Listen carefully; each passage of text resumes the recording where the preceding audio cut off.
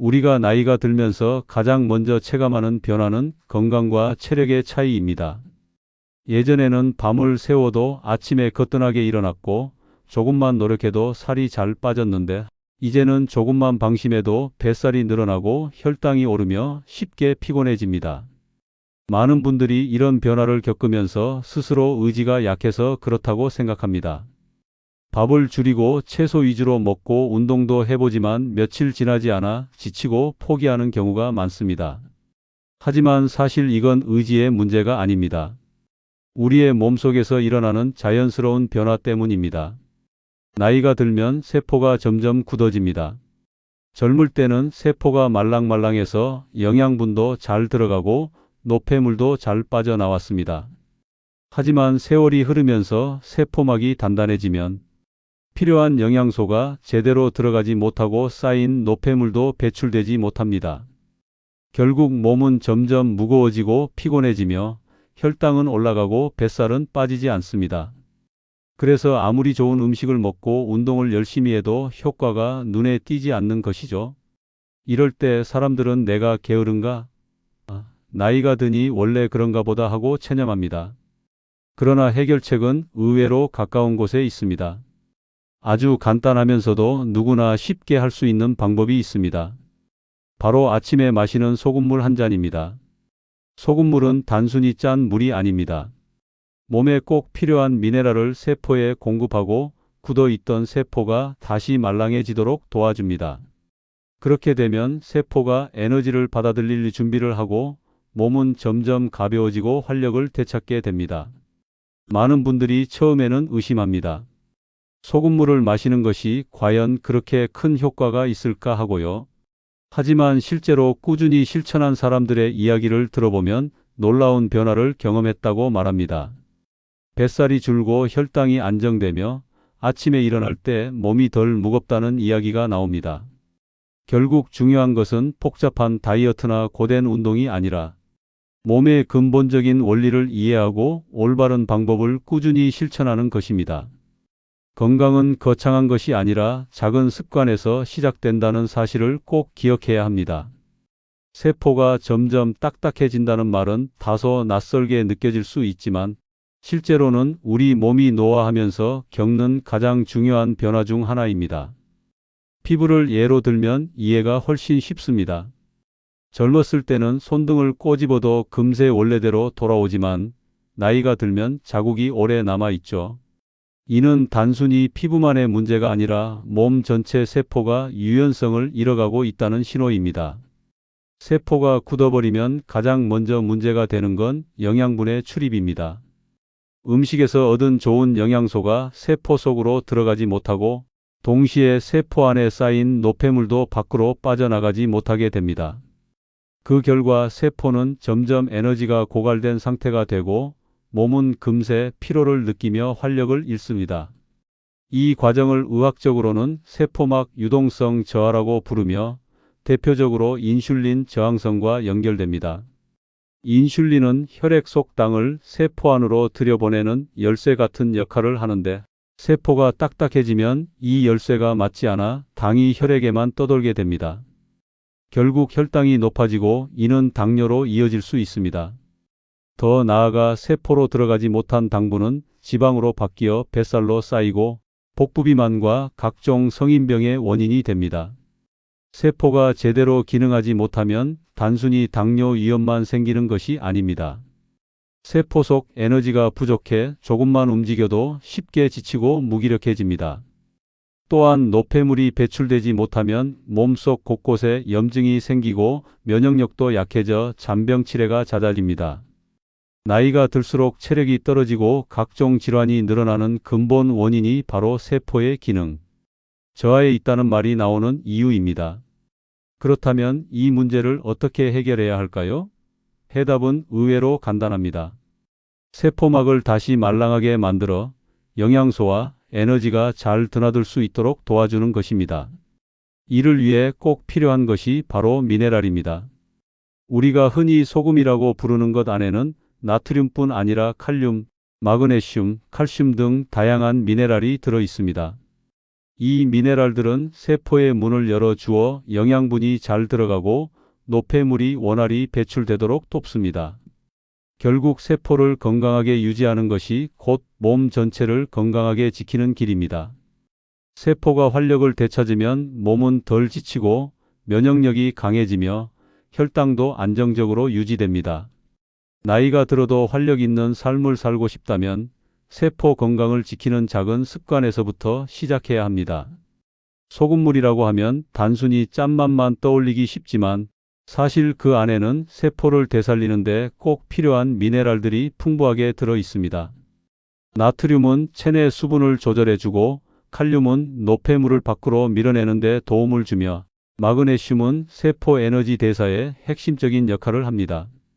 칼슘 또한 신경과 근육이 정상적으로 작동하도록 도와주죠.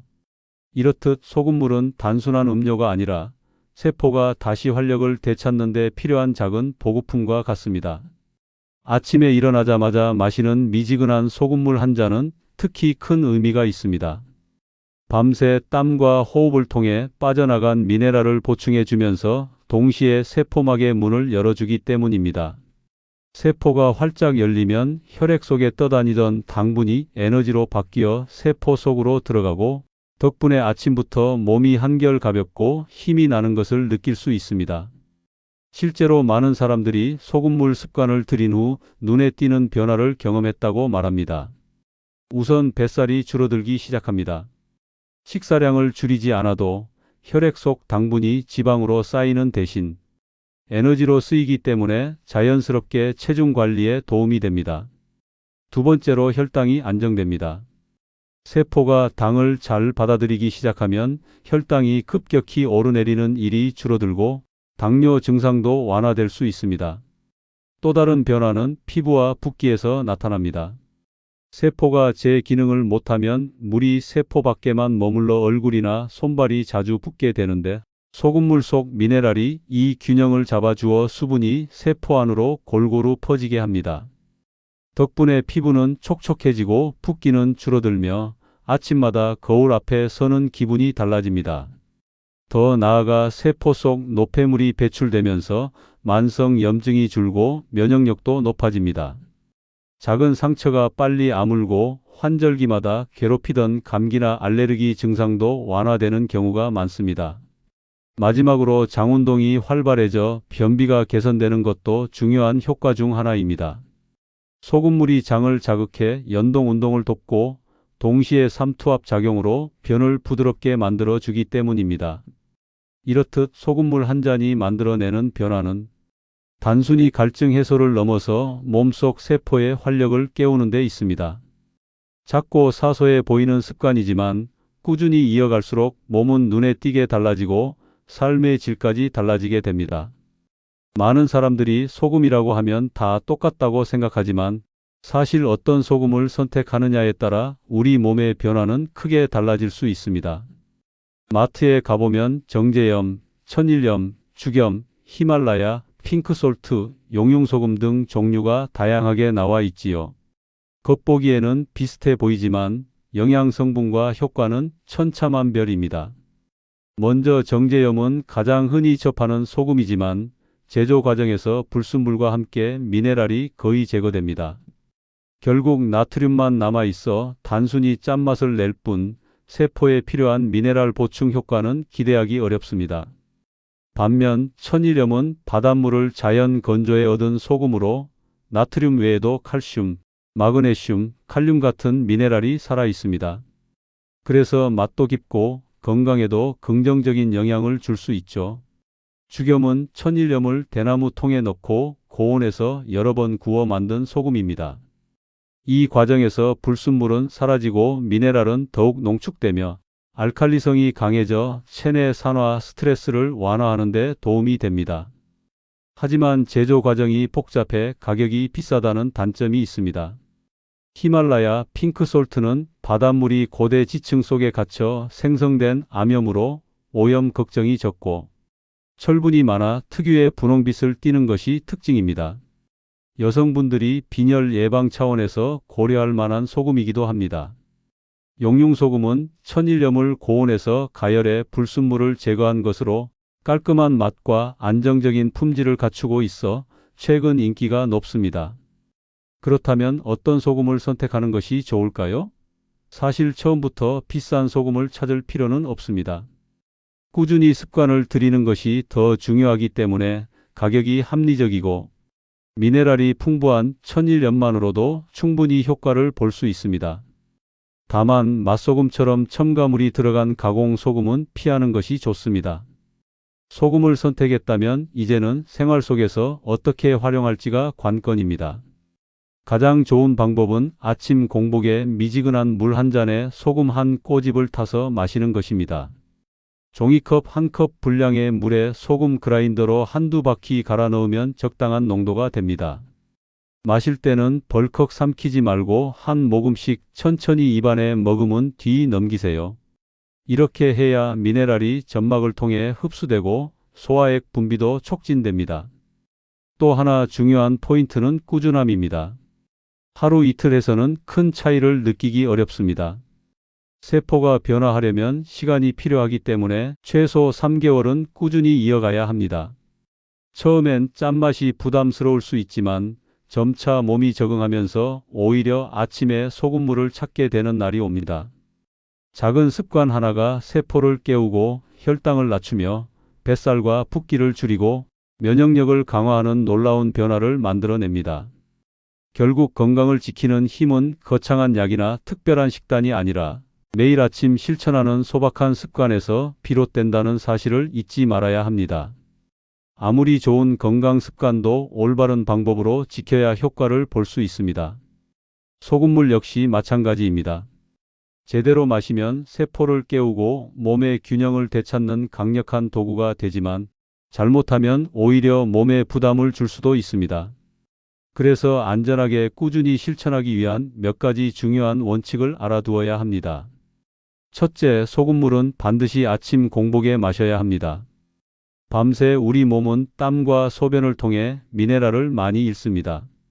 이때 소금물이 들어가면 가장 빠르게 흡수되어 세포에 에너지를 공급할 수 있습니다.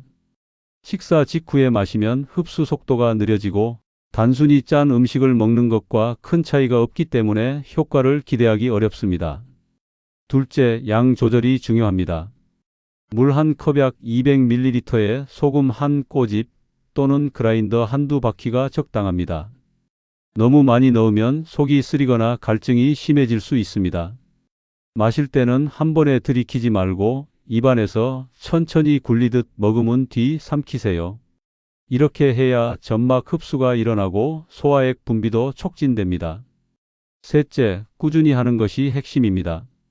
하루 이틀로는 뚜렷한 효과를 보기 어렵습니다. 세포가 변화를 받아들이는 데는 시간이 필요하기 때문에 최소 3개월 이상은 이어가야 합니다. 처음에는 큰 차이를 못 느끼더라도 어느 순간 몸이 가벼워지고 피부가 맑아지는 변화를 경험하게 됩니다. 넷째, 주의해야 할 사람들이 있습니다.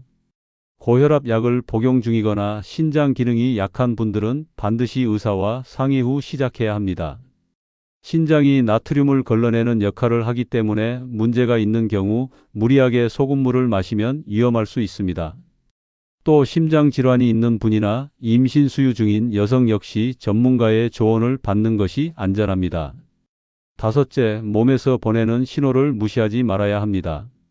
소금물을 마신 뒤 어지럼증, 두근거림, 체중 급증, 심한 갈증 같은 증상이 나타난다면 즉시 중단하고 물을 충분히 섭취하세요.